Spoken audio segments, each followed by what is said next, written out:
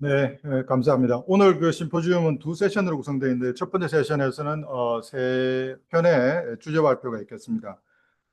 먼저 이 세 분들은 제가 보니까 뭐 그 이 분야의 최고의 전문가들 구성된 것 같은데 각 주제별로 한 20분 정도 발표를 하신다고 생각하시면 될 것 같습니다. 먼저 제1 주제로 우리 그 동국대학교의 강경훈 교수님께서 우리나라 자본시장과 자본시장의 정보 생산과 향후 과제라는 주제로 발표를 하겠습니다. 네, 부탁드립니다. 박수로 맞이해 주시기 바랍니다. 안녕하세요. 저는 동국대학교 경영학과의 강경훈입니다. 그 제가 오늘 그 발표 드릴 발제 제목은 그 자본시장의 정보 생산과 향후 과제 이렇게 됩니다. 그래서 아마 이 내용은 뭐 여기 계신 선생님들 다 잘 아시는 내용인데 이 주제로 이렇게 체계적으로 이렇게 그 정리한 그런 연구나 보고서는 이렇게 많이 보지를 못했고, 또 이제 저도 이 주제로 이렇게 쭉 한번 정리를 해보자라는 생각은 전에부터 갖고 있었는데, 뭐 충분히 이렇게 잘 정리되지 못하고, 그냥 아직 설익은 상태에서 이렇게 문제 제기를 하는 정도, 뭐 이렇게 이해를 해 주시면 좋겠습니다. 그리고 처음에는 제가 정책 과제 뭐 이런 식으로 제목을 뒤에 붙였다가 그 정책 과제 뭐 제가 잘 모르기도 하고 그다음에 뭐 이렇게 적절한 것 같지도 않고 그래서 일단은 그, 문제 제기를 하는 그런 쪽으로 이해를 해주시면 감사하겠습니다. 세 가지 파트로 나눠서 말씀을 드릴 텐데요. 이론적인 배경 간단히 말씀을 드리고, 그다음에 지금 현황과 문제점, 그다음에 이제 향후 과제는 어떻게 되는지 간단하게 말씀을 드리겠습니다. 그 저는 이제 대학에서 금융론을 오랫동안 이제 가르치고 있는데요. 제가 이제 학생들한테 수업 시간에 이야기하는 거의 첫 번째 시간에 이제 이야기하는 금융론에서 금융이 그러면 경제에 어떤 역할을 하느냐. 여러 가지 역할을 한다고 이 교과서에서 그대로 나온 슬라이드입니다. 그래서 거래를 활성화하고 또는 이제 위험 관리도 좀 용이하게 하고 그다음에 이 자원을 이렇게 이동시키고 시간 전후로 이동을 시키든가 지역 간에 또 이동을 시키든가 그다음에 이제 마지막이 이 정보 생산과 관련된 그런 역할을 한다라고 하는데 그 이런 이제 여러 가지 기능 중에서 이제 저는 이 정보 생산의 기능이 좀 중요하다. 뭐 이런 이제 이야기를 많이 합니다. 그리고 이 내용은 과거에 이 경제와 금융에 대해서 연구를 많이 한 르바인, 로스 르바인 교수도 비슷하게 이제 구분을 합니다. 교환을 원활하게 하고 저축의 동원 및 집중, 뭐 위험 관리, 그다음에 이제 정보 생산, 4번, 5번. 요게 이제 정보 생산인데 르바인은 더 나가서 이 경제 성장 초기에는 1, 2번이 중요한데 경제가 발전하면 점점 더 3, 4, 5번이 중요하다. 우리나라는 지금 1, 2번이 그렇게 중요한 시기는 이미 오래전에 지나간 것 같고요.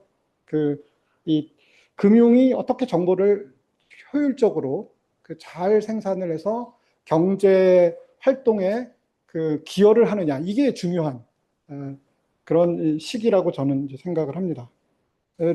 그렇게 이제 르바인도 그렇게 좀 정리를 했었고 저도 이제 같이 동의를 합니다.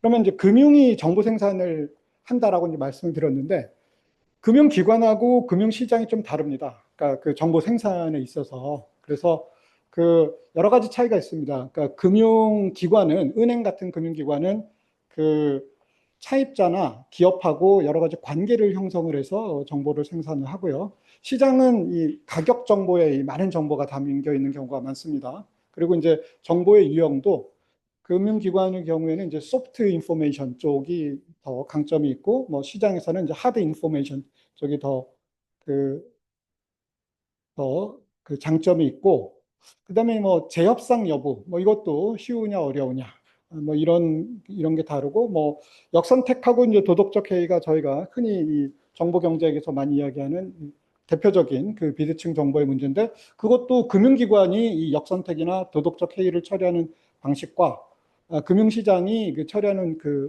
방식이 좀 다릅니다. 그래서 이렇게 비슷비슷하면서도 상당히 좀 다르기 때문에 금융기관하고 금융시장이 서로 정보 생산을 할 때 경쟁하기도 하고 상당히 보완적이기도 합니다. 그러니까 금융기관이 없이 금융시장에서만 그 정보 생산을 해서 그 가능한 것도 아니고요. 또 금융기관이 금융시장 없이 그 혼자서 그 기능할 수 있는 것도 아니고, 뭐 그 양자는 그 서로 이렇게 그 경쟁하면서도 보완하는 그런 관계라고 이렇게 이제 말씀을 드릴 수가 있고요. 금융시장에서는 이제 금융상품이 거래가 되는데 잘 아시다시피, 근데 크게 보면은 뭐 저희가 주식, 채권, 그리고 파생상품 이렇게 보통 이야기를 하는데, 파생은 뭐 궁극적으로는 이제 주식하고 채권을 섞어서 만드는 거니까 궁극적으로는 이제 주식하고 채권인데, 주식시장과 채권시장의 정보 생산이 굉장히 다릅니다. 아주 커다란 차이가 있습니다. 그 주식시장, 여기 이제 뭐 설명은 긴데 그 이제 빨간 것이 중요한 거. 그러니까 주식시장의 중요한 기능은 프라이스 디스커버리입니다. 가격을 찾아내는 건데, 그 데트 마켓 또는 머니 마켓에서는 프라이스 디스커버리가 그렇게 중요한 기능이 아닙니다. 사실은. 그리고 주식시장은 좀 더 인포메이션 센시티브합니다. 굉장히 정보에 민감해요. 그 주식시장에서 그 찌라시들이 늘 돌아다니고 주식시장에서 정보를 하나하나 얻으려고 엄청 뛰어다니지 않습니까? 채권시장은 그러지 않습니다. 주식시장처럼. 그리고 주식시장은 좀 더 투명하고 채권시장은 좀 불투명하고요. 이런 기본적인 차이가 있는데, 그러면 주식시장하고 채권시장이 왜 이렇게 차이가 있느냐? 근본적인 원인은 뭐 좀 이따 이제 말씀을 드리는데, 좀 이따 이제 더 말씀을 드리는데, 요쪽 연구를 이제 많이 한 분들이 저기 맨 윗줄에 쓴 이제 그 뱅트 홈스트롬이나 뭐 뭐 고튼, 뭐 그 오더네즈 뭐 이런 분들이 논문을 많이 쓰셨어요. 그 노벨상 받은 홈스트롬이나. 근데 이분들은 그 금융시장 또는 금융상품하고 정보 민감성에 대해서 이제 많이 연구를 했는데, 그 유가 증권으로부터 흘러나오는 그 현금 흐름이나 위험 등에 대해서 정보를 생산해서 얻는 이득이 정보 생산 비용보다 커야 그런 증권이 이제 정보 민감하게 된다. 근데 이제 채권은 일반적으로 정보 민감하지 않고 주식은 정보 민감하다. 뭐 이제 그런 이야기가 되겠습니다. 그래서 이제 그 데트 시큐리티, 그러니까 채무 증권 같은 경우에는 비용은 많이 드는데 그 생산 비용에 비해서 그렇게 얻을 수 있는 이득이 별로 없습니다. 왜냐하면 확정 이자를 받기 때문에. 그래서 그런 경우에는 인포메이션 인센시티브하게 만들어서 그냥 그 신경 쓰지 않고 거래하는, 그게 유리하다. 뭐 이제 그렇게 이야기를 하고, 그게 그 마치 그 전당포하고 비슷하다. 그래서 전당포가 저희가 그 되게 우습게 여기기도 하지만, 그 가장 오랜 세월 동안 그 가장 긴 시간 동안 버텨온 대표적인 금융기관이고, 그 장점은 바로 이런 점에 있다. 이제 이런 이야기도 합니다. 이 그림도 이제 뭐 많이 잘 아시는 그림인데요. 이게 이제 채권의 페이오프는 이렇게 되지 않습니까? 이제 그 기업의 가치나 그 증권의 가치가 어느 정도 될 때까지는 같이 이제 우상향하지만, 이건 확정 이자이기 때문에 그 기업이 아무리 잘 나가도 뭐 그 채권을 보유해서 가질 수 있는 그 페이오프는 딱 정해져 있죠. 그렇게 되면 이 오른쪽 그림에서는 그걸 조금 더 세부적으로 이제 보여드리는데, 각 그 기업의 밸류가 되게 크거나 담보의 밸류가 굉장히 커도 그 채권을 들고 있는 사람은 더 늘어나는 게 없습니다. 그 회사가 대박이 나더라도 자기는 그냥 원금의 이자를 받을 뿐이죠. 그러면 그 회사가 잘 돌아가는지 안 돌아가는지 관심이 없습니다. 그냥 인포메이션 인센시티브하게 되죠. 근데 주식은 다릅니다. 주식은 그 어떤 구간에 있어서든지 그 업사이드 게인이 열려 있기 때문에 그 항상 정보를 이렇게 쫓아다니는, 이제 그게 굉장히 커다란 차이고, 뭐 물론 이제 아까 그 소개해드린 그 교수님들은 이 인포메이션 인센시티브에서 센시티브로 넘어갈 때 금융위기가 온다. 그래서 금융위기는 항상 데트 마켓에서 터진다. 주식시장이 아니라. 뭐 이제 그런 주장들을 하시는데요. 그래서 이제 그 주식시장하고 채권시장의 이런 기본적인 정보 민감성 차이가 있고, 그 주식시장이 정보가 항상 활발하게 생산이 되고 활발하게 유통이 됩니다.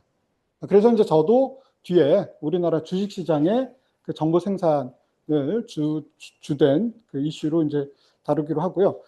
주식시장에서 특히 그 투자은행이 그 중요한 역할을 합니다. 그래서 이제 투자은행은 이 주식시장에서 그 정보를 만들고 정보를 유통하는 그 역할 때문에 존재한다.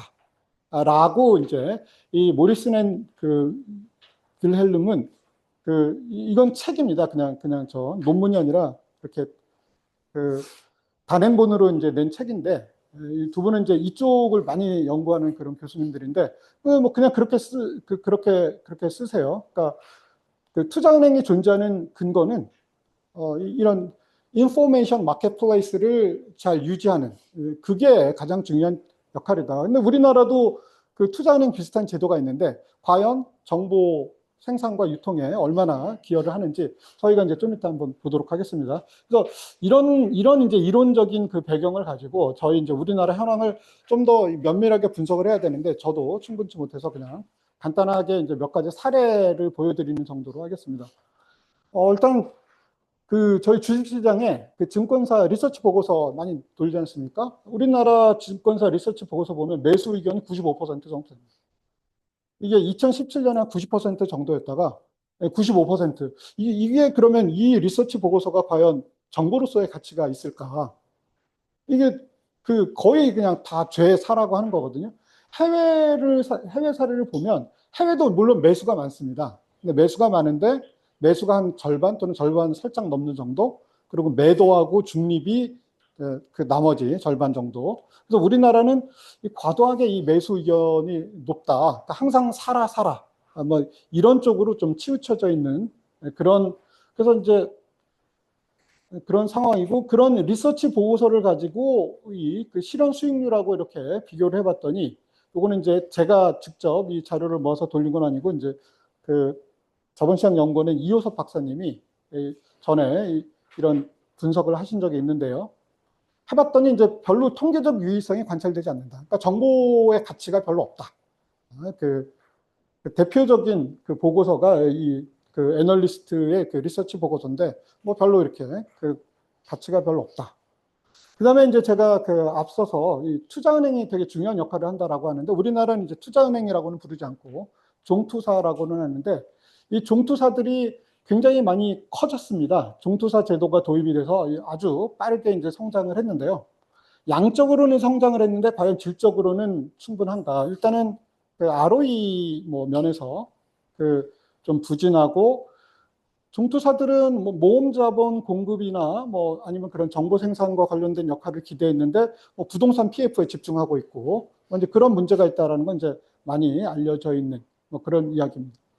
그래서 일단 종투사 수익 구조를 보면 그 2011년에도 그렇고 뭐 지금도 그렇고 이 거의 80%를 그 자기 매매하고 위탁 관리, 그 별로 이제 그 정보 생산하고 별로 이제 상관이 없는 부분입니다. 그러니까 IB 부문이 주로 정보 생산과 관련된 부분인데 그쪽은 굉장히 아직도 이제 취약하다. 뭐 이렇게 이제 말씀을 드릴 수가 있겠습니다. 그래서 그러다 보니까 아시아 지역 기업 금융에서 이 주요 IB의 주요 업무라고 할 수 있는 그 부문별로 보면 뭐 우리나라 그 종투사들이 뭐 잘해야 50위, 뭐 55위, 뭐 49위, 뭐 이런 식으로 한참 떨어져 있다. 뭐 이제 이런 상황이다. 뭐 그리고 좀 전에도 말씀을 드렸지만 투자은행 부문 수수료 수익 중에서도 부동산 PF 쪽이 많습니다. 뭐 사실 상대적으로 부동산 PF는 좀 수월한 그 정보 생산 면에서 좀 그렇게 어렵지 않은 뭐 이런 이제 부문이고, 단지 이 건전성 규제가 이제 완화된 것을 활용해서 이 부동산 PF 쪽이 이제 빠르게 뭐 이렇게 증가하고 있다. 이렇게 이제 말씀을 드릴 수가 있겠습니다. 그러다 보니까 원래 종투사 도입할 때는 그 금융 당국이 이 종투사가 들어와서 이 벤처나 이런 이제 그 소규모 그 스타트업의 이 모험 자본도 좀 풍부하게 공급을 해줬으면 좋겠다라고 했는데, 그 모험 자본을 뭐 별로 이제 공급을 하지 못하고 있습니다. 근데 이제 모험 자본 공급 못하는 것 자체도 문제인데 그 내부에는 그 근저에는 종투사가 벤처기업에 대해서 제대로 스터디하고 그 정보를 생산해서 그 정보 생산이 경제 전체를 활성화시키는 그 메커니즘이 지금 단절되어 있는 이제 그런 상황이다. 그러니까 제가 지금 쭉 보여드리는 우리나라의 문제는 사실은 결과에 가깝습니다. 그 근저에 된 거를 좀 더 제가 면밀하게 분석을 해야 되는데, 아직 거기까지는 제가 이르지 못했고요. 그래서 이제 모험 자본 공급도 상당히 좀 부실한 편이고, 그 근저에 깔린 그 원인들을 저희가 좀 더 자세하게 분석을 해야 되는데, 일단 그 딱 떠오르는 것 하나는 우리나라 기업들이 그 대주주나 총수 일가의 지배를 굉장히 강합니다. 그래가지고 그 이사회나 감사위원회가 충분히 견제하지 못하고 그게 이 정보 생산이 제대로 되지 못하는 그 이유 중에 하나가 아닐까. 왜냐하면 총수 일가 재벌가의 내부적으로 이렇게 이야기하거든요. 뭐 첫째는 뭘 가지고 뭐 둘째는 뭘 가지고 그거는 프라이빗 인포메이션입니다. 그거는 그 시장으로 나오기가 굉장히 어렵습니다. 그 정보가. 근데 이제 그 지배력이 굉장히 강하기 때문에 그것도 이제 하나의 이유가 아닐까. 저는 이건 저의 개인적인 그런 해석이고 이사회와 감사의 독립성이 낮습니다. 이것도 충분히 그 정보를 만들기가 쉽지 않은 그리고 그 기업 지배 구조나 이사회 운영 등에 대한 공시가 부족하다 이런 이제 지적들이 많은데 공시가 부족하면 그 자체로 정보 생산이 제대로 되지가 않는 거죠. 그리고 기관 투자자가 의결권 행사를 계속 늘리고 있는데 최근에 그 행사 내역 공시가 부족합니다. 어떻게 행사를 했는지 그것 역시 그 자본시장에서 정보 생산이 잘 안 되는 거. 마지막으로 뭐 그러니까 사실 이게 되게 나열하면 긴데 제가 자세하게 분석을 충분히 못해서 그냥 그 뭉뚱그려서 이렇게 몇 가지만 써 보여드리는 건데요. 중복 상장의 문제라든지 뭐 쪼개기 상장, 뭐 자사주 같은 거. 자사주 뭐 25%, 뭐 15% 이렇게 자사주 보유한 기업들이 많이 있지 않습니까? 그러면 자사주 가지고 있는 그 자사주가 매각이 될 것 같으면 주가가 오를 거고 그거 가지고 경영권 방어 쓰고 괜히 딴짓하고 뭐 그러면은 아니면 자사주 마법 과거에 그런 거 하면은 그건 주가가 내릴 거고 그건 굉장히 불투명성을 높이는 그런 요인이라고 이제 저는 생각합니다. 그러니까 최근에 대선 끝나고 자사주 많이 보유한 기업들 주가가 많이 오르더라. 뭐 그런 기사를 제가 봤는데 근데 그게 어떻게 보면 굉장히 아이러니한 뭐 그런 문제가 아닐까 생각합니다. 그리고 이제 중복 상장도 다른 나라에 비해서 뭐 우리나라 중복 상장이 훨씬 높은 거 이거는 뭐 잘 알려져 있는. 그래서 이런 구조적으로 자본시장에서 정보 생산을 방해하는 그런 이제 요인들이 상당히 있는 것이 아닐까 이런 생각을 해보고요. 그러면 이제 향후 과제를 어떻게 할까? 그러니까 제가 이 원인에 대해서 아주 치밀하게 이제 분석이 잘 되어 있지 못해서 과제도 그냥 간단하게 딱 생각나는 대로만 이제 정리를 했는데 일단 처음에 보여드린 리서치 보고서 좀 더 정확하게 정확성을 제고를 해야 되고 그러기 위해서는 일단은 증권사 보고서, 리서치 보고서에 대한 이제 수요를 매도 의견이 나오는 그 수요도 충분히 있으려면 뭐 중장기 공매도를 허용한다든지 뭐 ETF 등 그러니까 매도 의견에 대한 수요가 좀 더 늘어나도록 만들 필요가 있지 않느냐 뭐 이런 이제 의견을 드릴 수가 있고요. 뭐 종투사 관련해서는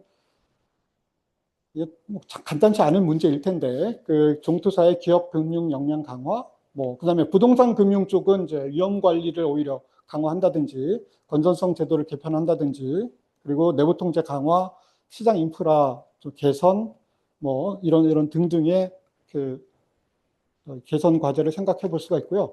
그다음에 이제 상법하고 자본시장법 개정을 해서 자본시장의 투명성을 좀 높이는 상법을 개정해서 이사의 충실 의무 대상을 주주까지로 확대를 한다든지 공시를 강화한다든지 또는 대표 소송, 다중대표 소송의 수호 제기 요건을 완화한다든지 자사주에 대해서는 뭐 원칙적으로 소각을 한다든지 또 뭐 감사위원 선출의 투명성, 독립성, 소액주주 추천권, 기관 투자자의 개입 뭐 이런 것들을 좀 더 강화할 필요가 있지 않을까.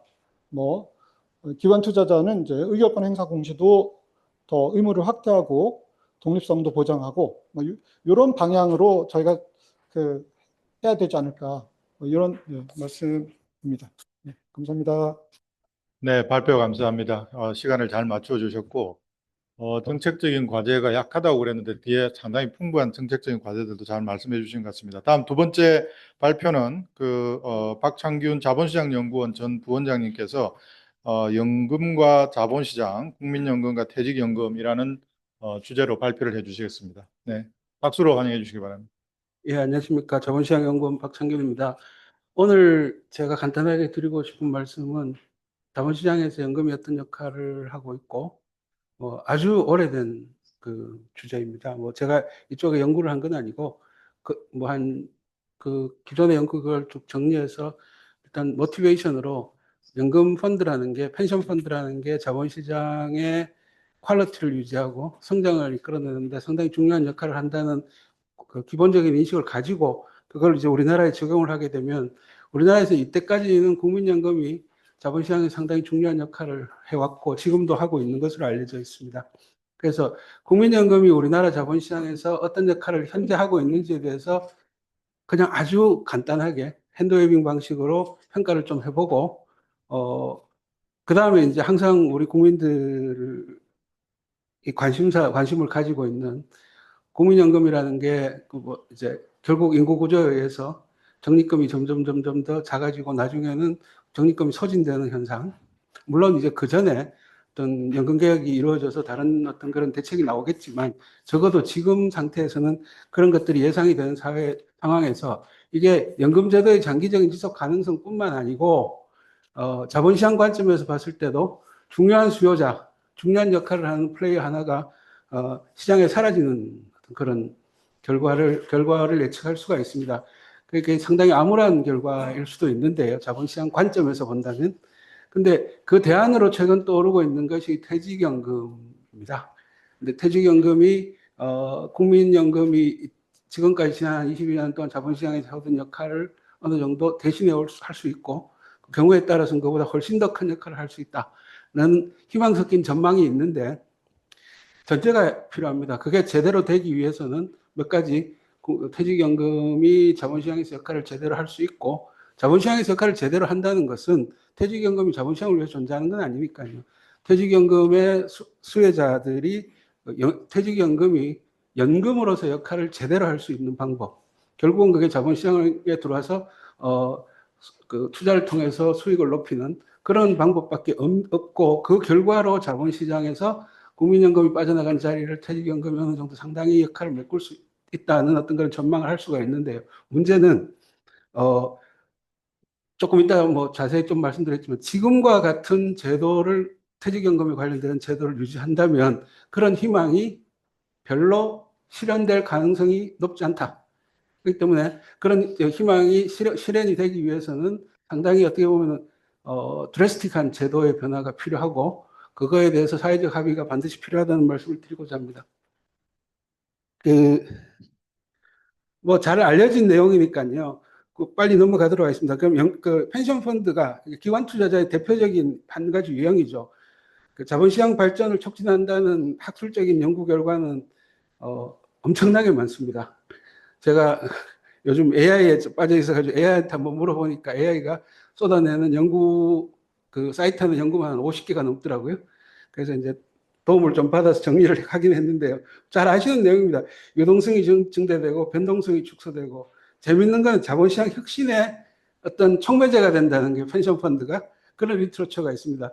우리가 잘 알고 있는 ABS라든지 또는 여러 가지 복잡한 파생상품 이런 것들이 사실은 시장에서 이 펜션 펀드들이 자기의 위험 관리를 위해서 그 인터미디어한테 요구를 하는 거죠. 야, 이런 어려움이 있는데 우리가 이걸 해소하려면은 또 어떤 상품이 필요하니까 만들어 달라.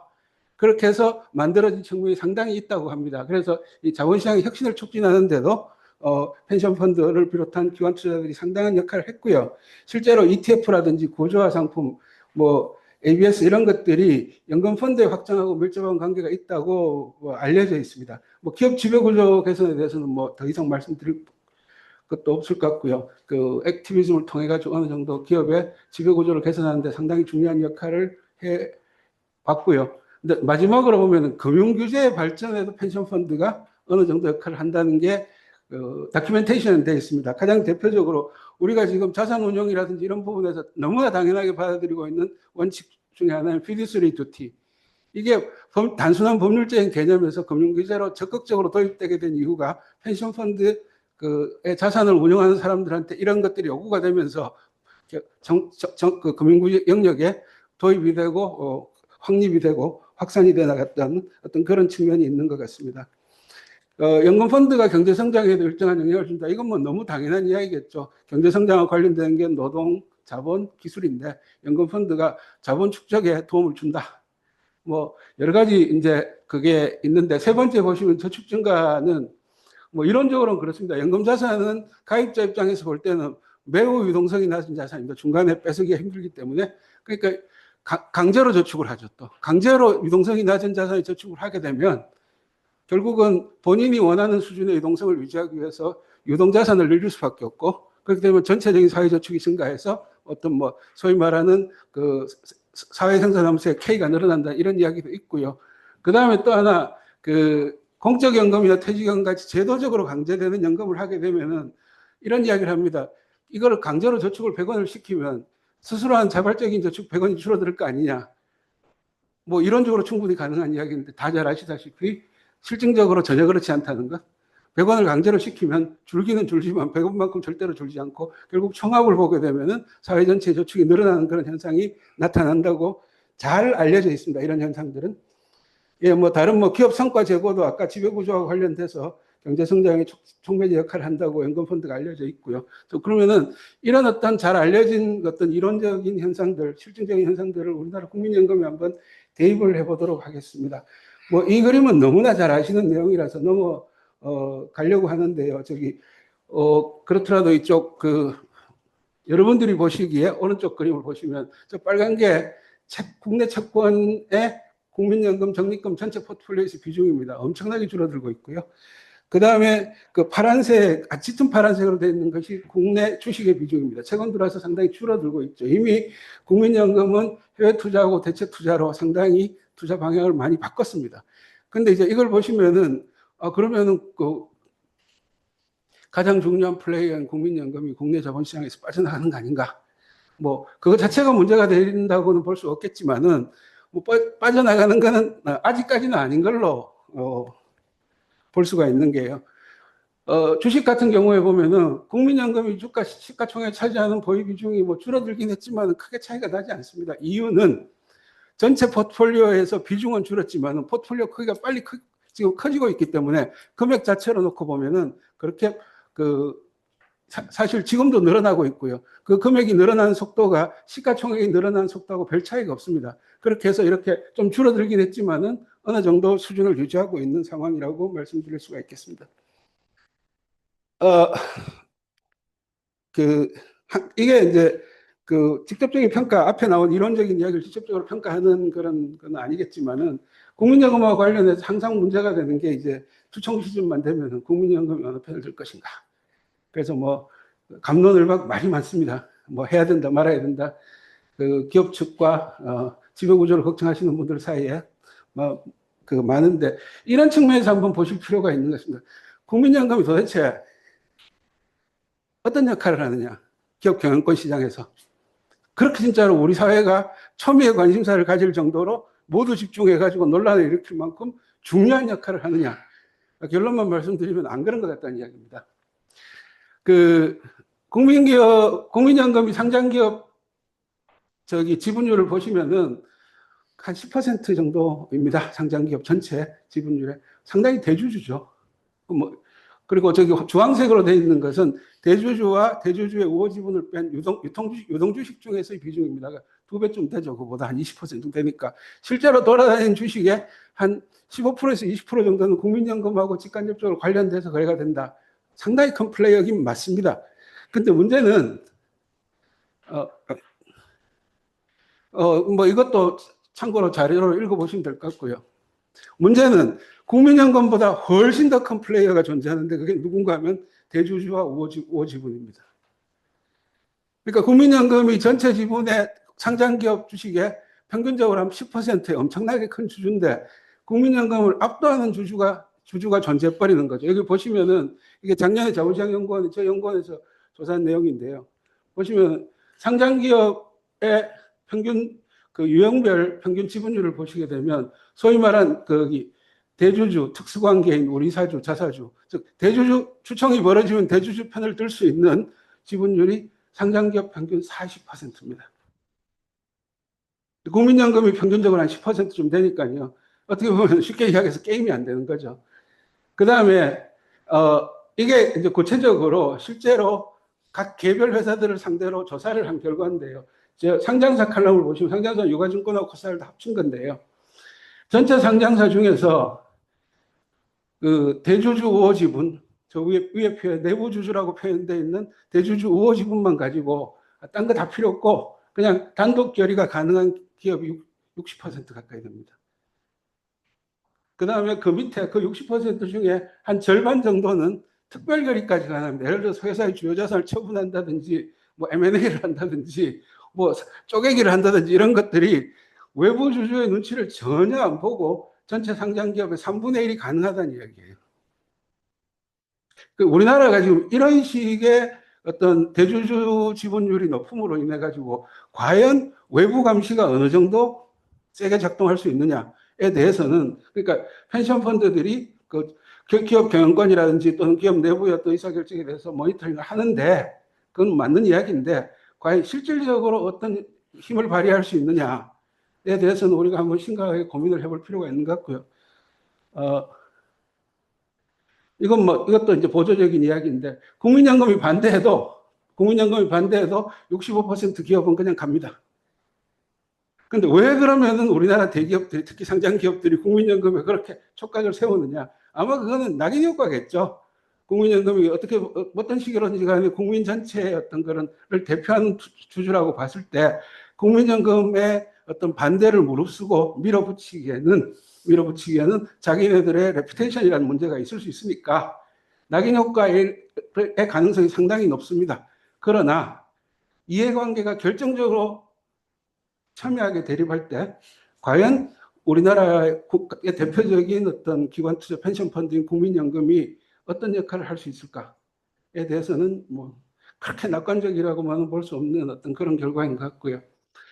유동성도 한때 2015년부터 한 2020년까지는 제일 저쪽 그 왼쪽을 보시면은 국민연금이 상당히 단일 플레이어로서는 거래량에서 상당히 중요한 역할을 했고 시장 유동성을 공급하는데 중요한 역할을 했습니다. 최근 들어서 비율이 많이 떨어지고 있습니다. 이거는 기본적으로 국민연금이 해외로 지금 많이 해외 투자를 늘리고 대체 투자를 늘리기 때문에 어떤 이런 현상이 벌어지는 것 같고요.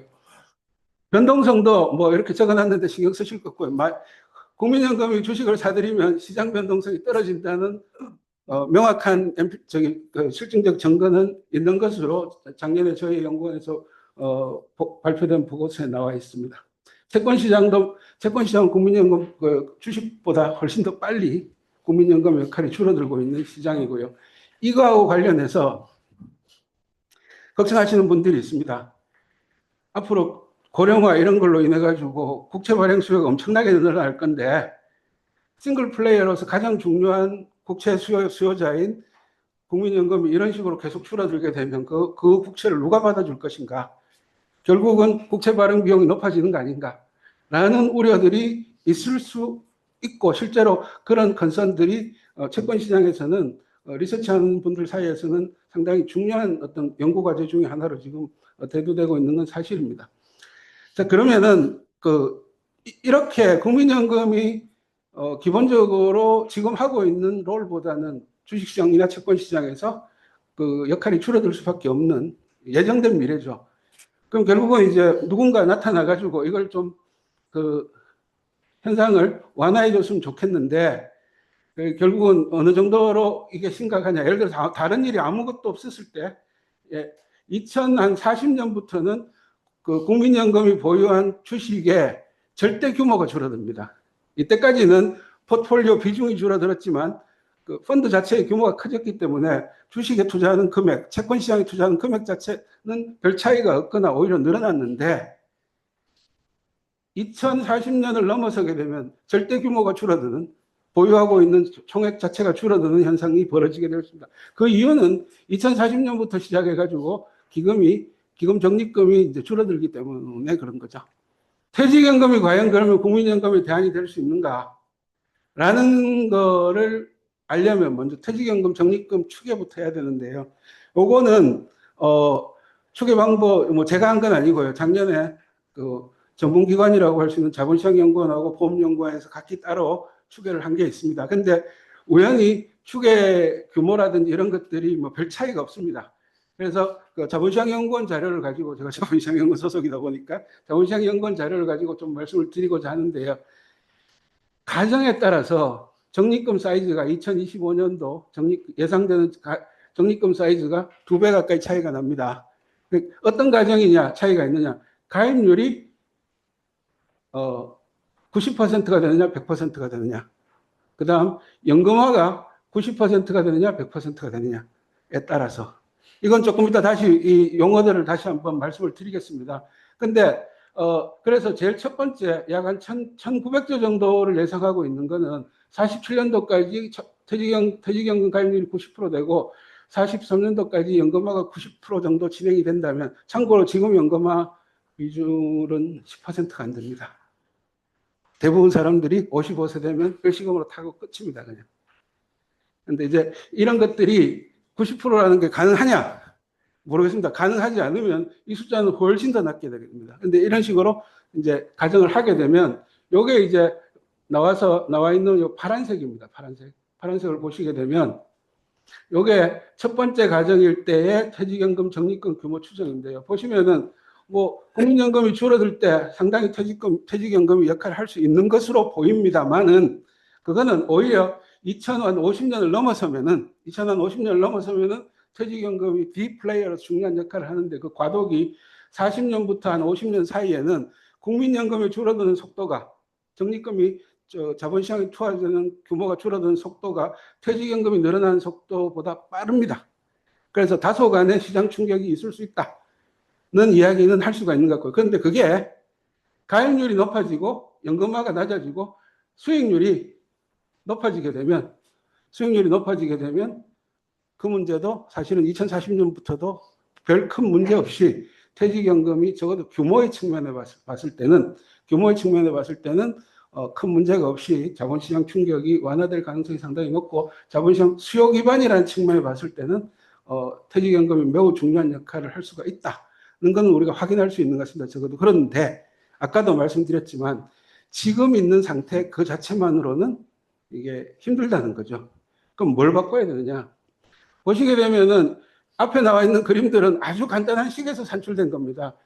다음 기회 적립금 규모는 현재 기회 적립금에다가 이번 기회에 새로 들어간 그 기여금에다가 그 연금 찾아간 거 비용, 그 다음에 연금 중간에서 중간 정산한 걸 다 빼서 이자율을 곱해서 다음 기회 적립금이 나오는 아주 간단한 웰스 어큐뮬레이션 아이덴티티를 갖고 산출을 한 겁니다. 근데 이제 결국은 A의 T 플러스 1의 규모는 이 모든 것들의 변수인데, 이것들 자체가 또 경제 변수들의 함수이기도 합니다. 그 중에서 특히 중요한 거는 뭔가 하면은, 이게 BT라고 하는 게 이제 얼마나 찾아가느냐는 거거든요. 찾아가는 데는 두 가지가 있습니다. 하나는 만기가 되고 나서 55세 때 일시금으로 타가느냐, 적립금으로 그대로 놔두고 연금으로 타가느냐, 그 차이가 있고, 또 다른 하나는 만기가 되기 전에 그냥 중도 인출을 하게 됩니다. 우리나라에는 지금 자기가 쌓아둔 적립금의 50%까지 경우에 따라서 여건이 맞으면 중도 인출이 가능하도록 되어 있습니다.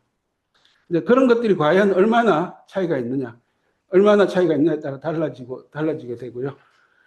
그 다음에 또 중요한 게 뭔가 하면 수익률입니다. 수익률이 지금 보면은 조금 이따 보여드리겠지만은 퇴직연금 수익률이 2%대입니다. 정기적금보다 별로 낮지 않아요. 이유는 대부분 다 정기적금에 들어가 있기 때문입니다. 다른 이유 하나도 없습니다. 결국 그런 식으로 자산 운용이 계속 이루어지게 되면은 퇴직금, 적립금에 늘어나는 속도가 늦어질 수밖에 없는 거죠. 그렇게 되면은 우리가 자본시장 관점에서 봤을 때 국민연금의 대체적인 어떤 뭐 수요 플레이어로 기대하는 데는 다소간의 문제가 어려움이 있다 하는 말씀을 드리고요. 제일 첫 번째, 그러면은 여기서 봤을 때 B에 해당하는 거, B가 너무 많이 빼간다. 중도 인출률이 엄청나게 많습니다. 중도에 그냥 빼는 거죠. 가장 큰 거는 우리나라에서 중도 인출 사유를 보면 예전에는 집 산다고 많이 빼갔습니다. 근데 최근에는 집 사는 것보다는 장기 요양, 또 놀라운 사실이 파산이나 개인 회생을 하게 되면 이걸 뺄 수가 있거든요. 그런 걸 이유로서 퇴직금을 중도 인출하는 케이스가 상당히 많다는 게 지금 통계로 나와 있고요. 그 다음에 심각한 문제는 연금화 비율입니다. 금액 기준으로 보면은 만기가 됐을 때 이걸 연금으로 해서 매월 타가는 걸 선택한 사람이 금액 기준으로 보면 50% 정도 돼요. 근데 사람 기준으로 보면 10%밖에 안 됩니다. 90%의 사람들은 만기가 되면은 그냥 퇴직연금 구좌에 있는 거 그냥 빼서 그걸로 자기가 알아서 매니지를 해서 생활을 하시거나 아니면은 이제 퇴직 후 자영업에 미천으로 쓰는 경우가 많다고 보여지는데 그 정확한 실태는 알려지지 않았습니다. 수익률 엄청나게 낮죠. 지금 퇴직연금 10년 장기 수익률은 2, 3% 수준인데 국민연금의 10년 장기 수익률은 그거보다 한 300bp 높습니다. 유일한 차이점은 운영 방법입니다. 유일한 차이점은 운영 방법이기 때문에 결국은 그 소위 말하는 안정 자산이라고 이야기하는 예금 적금에다가 90% 가깝게 집어넣기 때문에 이런 일이 벌어지는 거고, 아시겠지만 국민연금은 유동성 자금을 빼고는 100% 다 투자 자산을 운영하고 있기 때문에 이런 일이 벌어지는 겁니다. 예. 뭐 해야 되느냐? 이야기 말씀드리기 전에 퇴직연금 관련해 가지고 정책 제도 변화를 이야기할 때 항상 걸리는 게 뭔가 하면 퇴직연금 적립금이 도대체 성격이 뭐냐? 성격이 뭐냐? 이게 누구 거냐?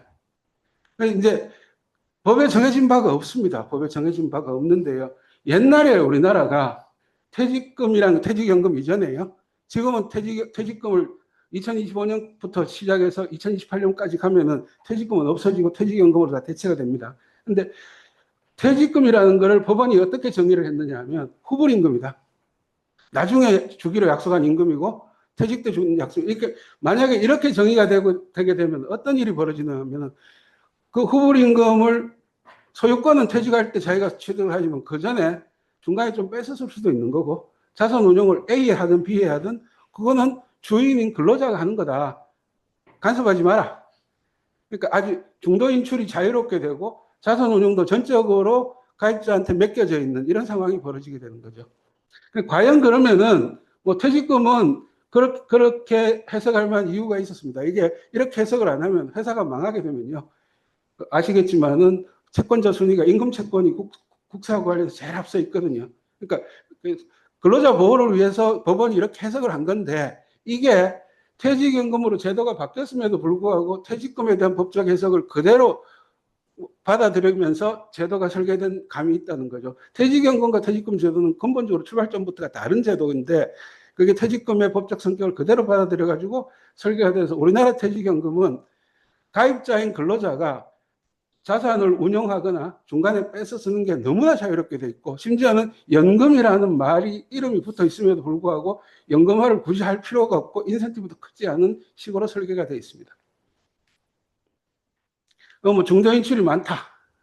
예.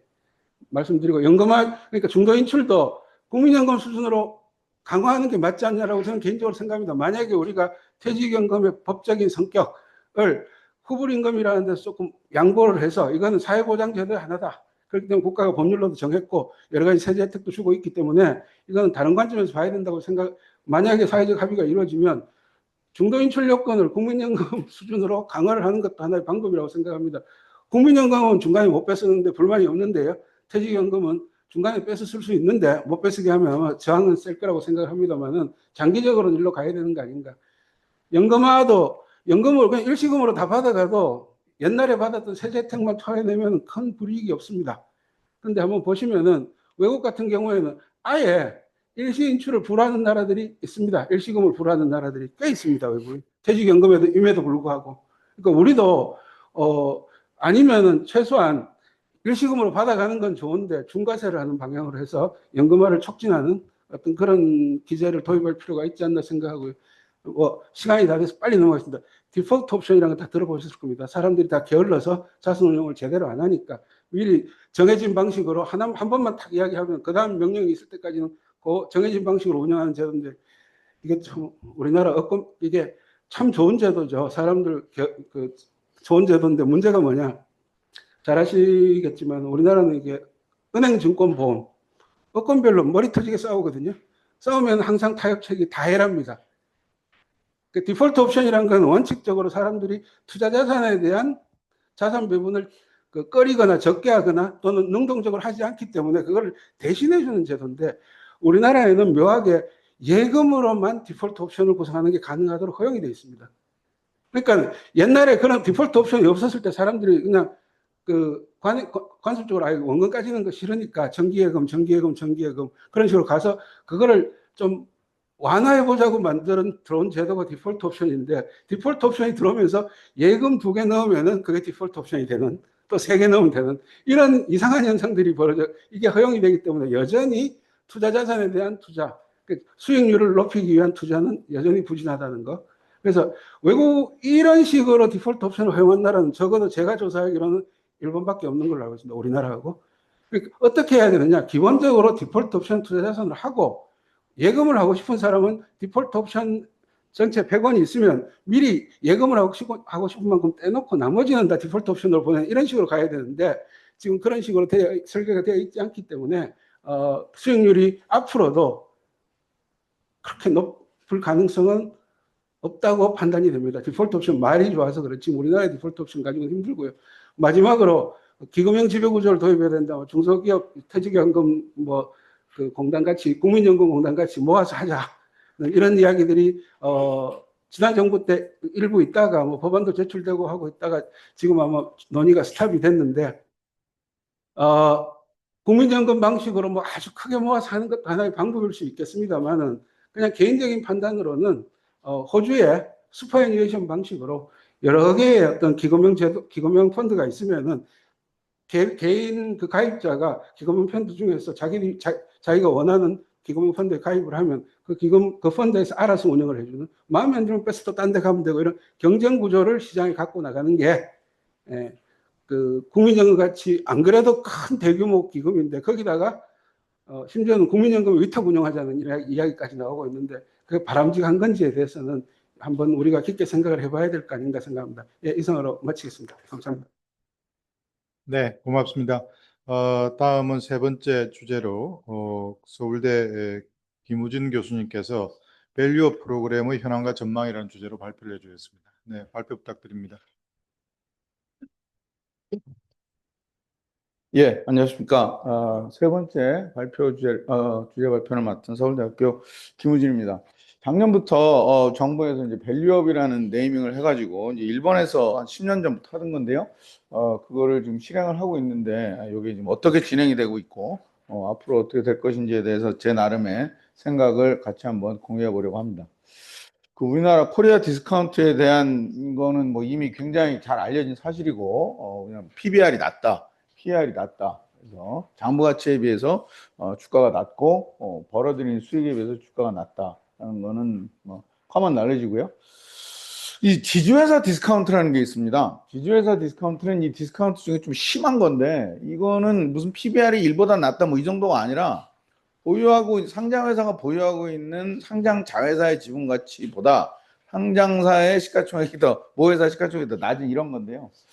대표적으로 삼성물산 같은 데가 있는데 삼성물산이 이제 전자, SDS 이런 데 5개 상장사 지분을 가지고 있는데 그 지분 가치를 다 더하면 한 55조는 돼야 됩니다. 최소한. 그리고 삼성물산이 자기 스스로 비즈니스도 있기 때문에 저보다 더 커야 되는데 근데 이제 실제 삼성물산의 시가총액은 22조입니다. 그러면 이제 이거는 미국에서 있을 수가 없는 게 그냥 삼성물산 주식 다 사가지고 22조 주고 55조짜리 팔아버리면 33조 남으니까 이 아비트라지 기회인데 우리나라는 불가능하죠. 물산 주식을 다 살 수가 없기 때문에 이게 파는 주식이 아니라 이제 이런 회사들이 우리나라에 홀딩스가 붙은 회사들이 대부분 다 이런 정도의 극심한 언더밸류에이션이고 한 80개 정도 됩니다. 제가 전수조사 해보면. 그래서 이제 안 되겠다 싶어서 이제 정부에서 이 기업가치 제고 계획이라는 거를 약 한 1년 전에부터 시작을 해서 하고 있는데요. 이게 밸류업이 지금 주주환원이다라는 생각을 시장에서들 많이 하시는데 뭐 틀린 말은 아닙니다. 틀린 말은 아닙니다만 이게 너무 밸류업이 주주환원이랑 등식 관계가 지금 성립이 돼 있어가지고 결론부터 그러니까 제가 이게 왜 좀 뭐라고 그렇게 느끼냐면 특히 제가 CEO들 만나뵈면 엔지니어링 출신 이런 CEO들 만나뵈면 제가 삼성 준법감시위원회도 하고 있기 때문에 가서 이제 밸류업 나오는데 어떻게 하실 겁니까 여쭤보면 저희 주주환원 열심히 하고 있고 앞으로도 열심히 하겠습니다. 이것만 얘기합니다. 그러니까 밸류업이 주주환원이 다인 양. 그러니까 뭐 노조가 뭐 악악되면 월급 좀 올려주고 주주가 악악되니까 배당 좀 올려주고 약간 뭐 이런 느낌으로 하는데 과연 그럼 밸류업이 주주환원이 다인가? 결론부터 말씀드리면 아닌데 아닌데 한국적인 상황에서는 맞는 측면이 한 반 정도, 반 이상 어떻게 보면. 그래서 주주환원이 강조되고는 있지만 주주환원이 다는 아니다. 저희가 재무관리에서 맨날 가르치는 게 이제 이런 건데요. 밸류업 정책 때문에 제가 한 가지 그 파지티브 익스터널리티가 생긴 것은 재무관리를 가르칠 때 이게 완전히 다시 살아났습니다. 교과서에만 있는 게 아니라 재무관리가 완전히 현장으로 기업 현장에서 재무관리 back to finance 101 이제 이런 거를 얘기할 수 있게 된 점입니다. 그 일본 거를 보시면 제목부터 좀 길긴 한데요. Actions to implement management that is conscious of cost of capital and stock price. 그래서 자본 비용이라는 내용이 아주 전면에 등장합니다. 자본 비용. 회사 입장에서는 자본 비용, 투자자 입장에서는 요구 수익률. 근데 지금까지 이제 한국 회사들이 주식에 대한 요구 수익률이 거의 빵이라고 생각을 했거든요. 제가 존경하는 김대중 대통령 예전에 제가 이제 사무관 시절할 때 해외 투자 뭐 외국인 투자 유치하러 다니면 그때 DJ께서 뭐라고 그랬냐면 야 차관을 들여오면 이자를 내야 되는데 외국인 직접 투자를 들여오면 배당 안 줘도 되지 않냐. 그게 좋은 거 이렇게 말씀하셨거든요. 이게 우리나라 CEO들, CFO들이 다 그렇게 생각을 해왔습니다. 그리고 유상증자에서 그 받은 돈은 꽁돈이에요. 배당을 안 줘도 되니까. 근데 저희가 재무관리상은 가르치지만 이건 또 리스크하기 때문에 더 비싼 돈이거든요. 이자보다 더 비싼 돈인데 그거를 지금까지 우리가 빵으로 생각하기 때문에 과잉 투자도 일어나고 밸류업도 안 되고 이제 이랬던 거죠. 그러니까 일본이 한 건 뭐냐면 야 너네가 경영진이 그러니까 회사가 어디까지만 보냐면 저도 이사회 해보면 영업이익까지만 봐요. 영업이익까지만 보고 그 다음에 ROE 안 보고 그 다음에 ROE랑 코스트 캐피탈 비교해가지고 우리가 지금 얼마나 잘하고 있나 이걸 보면서 캐피탈 알로케이션 계획을 세우고 그랬는데 거기까지 안 가고 그저 우리가 단기 수익 났으면 잘했네. 이러고. 1000이 투자가 되던 1000억이 투자가 되던 뭐 100억이 투자가 되던 올해 흑자 났으면 끝.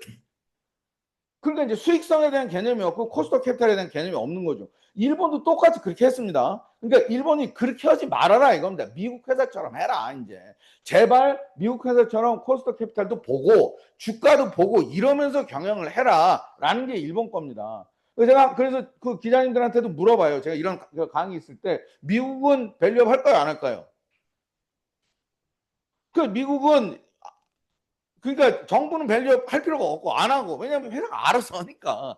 이거 우리 재무관리에서 가르치는 기업의 목표, 기업 가치의 극대화 그거를 허라는 거죠 그냥. 너무 일본 회사들이 그걸 안 해왔기 때문에 일본 정부가 나서서 그렇게 해라라고 한 거고 한국도 이제 일본 걸 받아들여서 그렇게 해라라고 하는 건데 한국에서는 이제 이 정부에서 나온 요 계획을 보면 자본 비용 얘기가 뭐 조금씩은 나옵니다 이렇게. 그래서 자본 비용 얘기도 하고 그런데 이게 실제로 임플리멘트 되고 홍보되는 과정에서 이게 좀 복잡해서 그런지 자본 비용 얘기는 거의 싹 들어가고 일본은 처음부터 끝까지 자본 비용 얘기만 합니다. 니네 회사 자본 비용 얼마야? 몇 프로야? 그러면 그거하고 니네 수익성하고 비교를 해서 그 다음에 너네 플랜을 짜라는 얘기인데 한국은 저희가 싹 들어가가지고 지금 뭔가 본질이 좀 이상해졌습니다. 이 자본 비용이 뭐냐면 저희가 재무관리에서 가르치는 겁니다. 우리가 맨날 현가 구할 때 하는 할인율, 요구 수익률. 그래서 저는 요새 그래서 수업할 때 할인율이라는 말도 잘 안 써요. 왜냐면 할인율이라고 그러면 막 이게 추상화가 되고 현가 그러면 이게 느낌이 잘 안 와서 요구 수익률이라고 그러고 현가도 야 네가 10% 먹어야 되겠는데 그러면 오늘 네가 10% 먹으려면 얼마까지 낼 용의가 있느냐? 그 매년 100억을 버는 캐시플로우가 있는데 내 요구 수익률 10%. 그럼 너 얼마까지 주고 살 수 있어? 너 재무관리 몰라? 남대문 상이냐? 그럼 얼마까지 낼 용의가 있어? 그거 그냥 1,000억 나오잖아요. 1,000억을 내고 매년 나오는 100억짜리를 사야 10% 먹잖아요. 그 10%가 요구 수익률이고 자본 비용이고 그 밸류에이션 하면 1,000억이 나오고. 근데 우리는 지금까지 자본 비용을 너무 추상적으로 그리고 이제 엑셀에서만 하고 할인율 그러면서 현가를 구하긴 구했는데 개별 프로젝트의 수익성을 할 때는 이걸 했는데 회사 전체 자본 비용이 얼마인지 회사 전체 수익성이 얼마인지에 대한 비교는 안 해왔던 거죠. 그래서 자본 비용은 우리가 NPV 구할 때 쓰는 겁니다. NPV 구할 때 하는 할인율 이게 요구 수익률이고 자본 비용이고 그 다음에 자본 수익성 우리가 말하는 ROE, ROI, ROIC, ROC 이런 거는 이거 내부 수익률 IRR 그러니까 캐시플로우가 있는데 지금 우리 회사가 얼마나 벌고 있느냐 지금 우리가 투하 자본이 1,000억이 있는데 얼마나 벌고 있느냐 이게 이제 자본 수익성이죠. 그러니까 우리가 지금까지 회사들이 개별 프로젝트를 분석할 때는 이런 걸 다 했는데 회사 전체적으로 이런 걸 잘 안 봤다 이거죠. 그래서 일본은 회사 전체적으로 이걸 봐라라고 하는 거고 저희도 이제 그 방향으로 가야 되는 겁니다. 그 재무관리에서 우리 가르치는 건데 뭐 이거 이제 배당 할인 뭐 이렇게 해서 보면 요게 이제 요구 수익률이고 할인율인 건데 이거는 뭐 CAPM 이런 거 해가지고 이제 구하기도 하고 이렇습니다. 근데 우리가 이 자본 비용이라는 거를 너무 막 또 추상적으로 생각하는 분들이 있어요. 언론이나 이런 데 보면 무슨 사회적 가치 막 매주할 수 없는 이런 것처럼. 근데 기업 가치는 시가총액이듯이 자본 비용은 퍼센트로 나오는 겁니다. 그래서 저는 요새 이게 뭐 이런 공식 이게 중요한 게 아니라 야 대충 금리의 2배 플러스 마이너스. 그래 지금 금리가 뭐 4%면 8% 플러스 마이너스 금리가 5%면 10% 플러스 마이너스. 정확한 거 예측하는 것보다 그게 어느 정도 되는지를 느낌을 가지고 경영을 해야 되는데 지금까지 거의 너무 개념이 없이 했기 때문에 너네 회사 최소한 주식으로 증자를 해서 했으면 10%는 벌어야 돼. 그래야 밸류가 생기는 거고 안 그러면 밸류 깎아먹는다. 요 정도의 느낌이 있어야 된다고 강조를 합니다. 얘가 우리가 느낌을 가져야 되는 10% 플러스 알파고요. 플러스 마이너스. 근데 이거를 이렇게 해서 쪼물딱 그냥 해보면 대치동 유치원 수학 수준으로 이렇게 왔다 갔다 해보면 이게 프라이스 투 북이 어떻게 나오냐면 ROE하고 요구 수익률에 이렇게 관계로 나옵니다. 단순하게 나옵니다. 그 우리가 지금 PBR이 낮은 게 자꾸 펀더멘털 대비 주가가 낮은 거라고 생각하시는 경향이 우리나라에 있는데 펀더멘털이 낮은 거예요. 이게 낮은 겁니다. 이게 시기 낮아요. 우리가 뭐냐면 ROE가 요구 수익률보다 못 미칩니다. ROE가 높았는데 계속 떨어졌어요. 지금 5% 수준으로 떨어졌습니다. 요구 수익률이 10% 수준인데 절반밖에 안 돼요. 그러니까 이론적으로 PBR이 0.5밖에 안 되는 거지. 그래서 요 시기에 보면 PBR이 1보다 크려면 수익성이 요구 수익률보다 높아야 되고 이게 이제 반대가 되는 우리나라 같은 경우는 야 지금 ROE가 요구 수익률보다 낮은 거 아니야? 지금 우리가 지금 이런 상황이 있는 거 아닌가가 걱정이 되는 거죠. 그 실제로 그러니까 이건 이제 무슨 컨설팅 이런 데서 나오는 이제 그 경영학 교과서인데요. 우리가 지금까지 이건 열심히 봤어요. 막 전략, 원가 구조, 영업비용 여기까지 봤는데 안 본 부분이 어디냐면 이거 안 봤고 그러니까 100억이 나오는 것만 봤지 1,000억을 들여서 100억이 나왔는지 1조가 들여서 100억이 나왔는지를 안 본 거죠. 그래서 이거를 봐야 되는 거고 이게 결국 ROI를 결정을 하고 자본 비용은 더 안 받고 뭐 그러니까 의식이 없었죠. 빵이라고 생각을 했으니까 우리는 이제 일본 걸 보면 일본은 이게 굉장히 명확하게 나옵니다. PBR이 1보다 낮다는 것은 우리의 수익성이 우리의 코스트 캐피탈보다 낮은 것이다. 그러면 이걸 해소하려면 어떻게 해야 되느냐? 여기서부터 출발해야 된다는 거죠. 일본은 명확하게. 그래서 일본 거 보면 투자자 시점에서 뭐 자본 비용을 평가한다. 그래서 그 다음에 뭐 자본 비용이 여러 번 나와요. 그래서 이게 일본 건데 자꾸 우리는 기자들이 막 왜 우리 인센티브가 없어요, 페널티가 없어요 이러고 그러니까 참 답답하죠. 원래 기업이 이렇게 하는 겁니다. 원래 학생이 공부가 본분이듯이 기업 가치 극대화는 원래 경영진이 해야 되는 건데 한국 경영진이 너무 안 하고 있었던 거죠. 그 한국만 이제 상장 기업 이익률 주주 수익률 요구 수익률을 밑돈다는 얘기는 이미 10년 전부터 쭉 나와 있던 얘기고요. 그래서 코스피의 장기 ROE가 떨어지는 걸 고민한다는 얘기는 여기 보십시오. ROE가 장기적으로 하락하면 PBR 하락에 따른 밸류에이션 매력이 존재한다. 언급하기 힘들다. 밸류에이션 매력이 있다는 게 뭐냐면 펀더멘털 대비 시가가 싸니까 저가 매수 기회가 있다 이 얘기인데 그게 아니고 ROE가 계속 떨어져 버리면 저가 매수 기회가 아니라 저가가 그냥 걔가 제대로 된 밸류에이션이다. 지금 그런 얘기인 거죠. 그래서 아까 그 식에서 PBR이 ROE 나누기 요구 수익률이잖아요. 그럼 여기 딱 그 얘기하고 있습니다. 코스피 할인율 요구 수익률이 8%고 ROE가 6%면 6 나누기 8. 그래서 PBR은 0.75. 1 미만으로 떨어진다 그 얘기죠. 그 제가 이거는 코시스 가가지고 그냥 애그리겟으로 보면 우리나라 ROE가 한때 높았다가 계속 지속적으로 떨어지고 있습니다. 그래서 지금 5% 수준. 5% 수준이고요. 그럼 이제 이게 왜 ROE가 떨어졌냐? 여기에 대해서 이제 또 많은 분들이 야, 우리가 수익성이 떨어진 거야. 못 벌어서 그래. 이렇게 생각하시는 분들이 있는데 제가 이거 본 겁니다. 그러니까 ROE가 분자 분모가 있잖아요. 분모는 그 북밸류, 장부가치. 분자는 어닝. 그러면 이익이 줄은 거냐, 자본이 늘은 거냐. 이게 평균 이익이고요. 이게 평균 자본입니다. 저도 이거 보고 깜짝 놀랐는데, 그게 뭐냐면 이런 거죠. 첫 해에는 1000억이 100억을 벌었어요. 근데 그 100억을 그대로 쌌어. 주식을 안 하고. 그럼 내년에는 1100억이 또 100억을 법니다. 그럼 ROE가 10%에서 좀 떨어졌죠. 그래서 10년이 지나면 2000억이 100억을 벌어요. 그럼 ROE는 이제 5%. 기계적으로 떨어지는 거죠. 버는 게 준 게 아니고 번 걸 계속 싸니까 분모가 계속 무거워져서 ROE가 지금 계속 떨어지는 거죠. 그 돈이 어디 가 있냐면 현금으로 들고 있거나 유가증권, 부동산 이런 아이들링 에셋에 가 있어서 자본 배치가 안 되고 있는 거죠.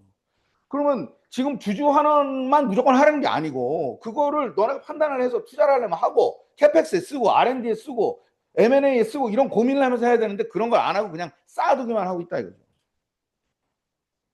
저희가요 옛날에는 그 성장률이 굉장히 높았습니다. 성장률이 높았는데 지금은 이제 뭐 우리도 거의 선진국 돼가지고 거의 미국 수준입니다.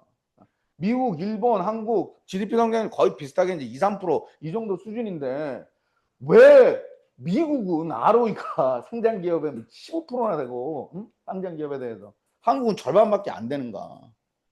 그럼 미국이 우리보다 더 신흥국인가? 베트남인가 미국이? 이 말이 안 되잖아요 이게. 그 미국은 뭐냐면 상장 기업, 이 자본시장에 이 성숙한 기업에 대해서는 성숙한 기업은 자꾸 자사주 매입을 해가지고 ROE를 가볍게 하고 돈은 다시 나가고.